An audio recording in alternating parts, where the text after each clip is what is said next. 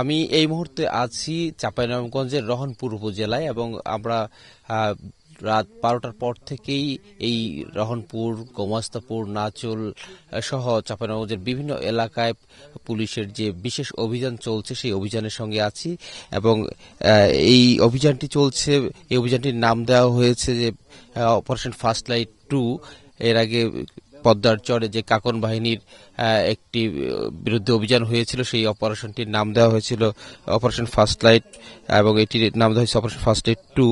এবং এই অভিযানটি চলছে যে সামনে যে নির্বাচন আছে, নির্বাচনে আইন শৃঙ্খলা পরিস্থিতি স্বাভাবিক রাখার পাশাপাশি এই অঞ্চলে বিশেষ করে যে ডাকাতির যে ঘটনাগুলো ঘটছে প্রতিনিয়ত, ডাকাতি এবং সন্ত্রাসী কর্মকাণ্ড এবং বিভিন্ন ছিনতাইয়ের ঘটনা ঘটছে, এই অপরাধ এবং মাদক কারবার প্রচন্ড হারে বেড়ে গেছে, এই বিষয়গুলোকে নিয়েই কিন্তু এই অভিযানগুলো চলছে। এবং এই অভিযানের মূল নেতৃত্ব দিচ্ছে রাজশাহী রেঞ্জের ডিআইজি মোহাম্মদ শাহজাহান।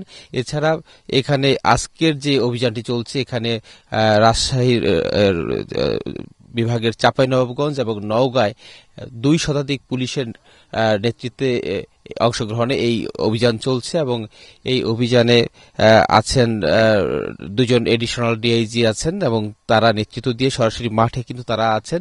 এবং রাজশাহী রেঞ্জ ডিআইজি কার্যালয়ের পুলিশ সুপার আছেন এবং ঊর্ধ্বতন কর্মকর্তারা কিন্তু সরাসরি মাঠে যাচ্ছেন, বিভিন্ন বাড়িতে যাচ্ছেন, তারা তল্লাশি চালাচ্ছেন এবং তাদের সঙ্গে আমরা এই গভীর রাতে কিন্তু আমরা বিভিন্ন স্থানে গিয়েছি এবং রাত 12টার থেকে এই অভিযানটি শুরু হয়। শুরু হওয়ার পর থেকে কিন্তু একেবারে প্রতিটি বাড়িতে বাড়িতে গিয়ে, বিশেষ করে যারা ডাকাতি, মাদক কারবারি সাথে জড়িত, সেসব বাড়িতে গেছে এবং কিছু কিছু আসামি যারা মাদক কারবারি, তারা কিন্তু আগে থেকে গা ঢাকা দিয়ে আছে এবং তাদের পরিবার বলছে যে যেহেতু মাদক কারবার এবং ডাকাতির সঙ্গে জড়িত, যে কারণে তারা আগে থেকেই সরে গিয়েছে। এবং আমরা জানতে পেরেছি এখন পর্যন্ত শুধু চাঁপাইনবাবগঞ্জের যে অভিযানের অংশটা চলছে, এখানে 38 জনকে আটক করা হয়েছে এবং এই আটককৃতরা কিন্তু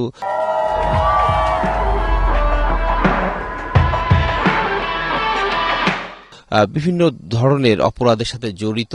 এবং সামনে যে আগামী সংসদ নির্বাচন আছে, এই নির্বাচনে যেন আইন শৃঙ্খলা কঠোর থাকে এবং মানুষের নিরাপত্তা নিশ্চিত করা যায়, সেই জন্যই কিন্তু এই অভিযানগুলো চলছে এবং আগামীতে এই অভিযানগুলো চলবে। বিশেষ করে এর আগে আমরা দেখিয়েছিলাম কিছুদিন আগে যে রাজশাহীর বাঘা, নাটোরের লালপুর, পাবনার ঈশ্বরদী সহ কুষ্টিয়ার দৌলতপুর এলাকায় যে অপারেশন ফার্স্ট লাইট নামের যে একটি অভিযান চলেছিল, সেখানে পুলিশের প্রায় 1200 সদস্য অংশ নিয়েছিল এবং তারা সেখানে কাকন বাহিনী সহ 11টি সন্ত্রাসী বাহিনীর বিরুদ্ধে অভিযান চালিয়েছিল এবং তারই ধারাবাহিকতার অংশ হিসেবে এই অভিযানটি চলছে, যে কারণে এই নামও কিন্তু দেওয়া হয়েছে অপারেশন ফার্স্ট লাইট 2।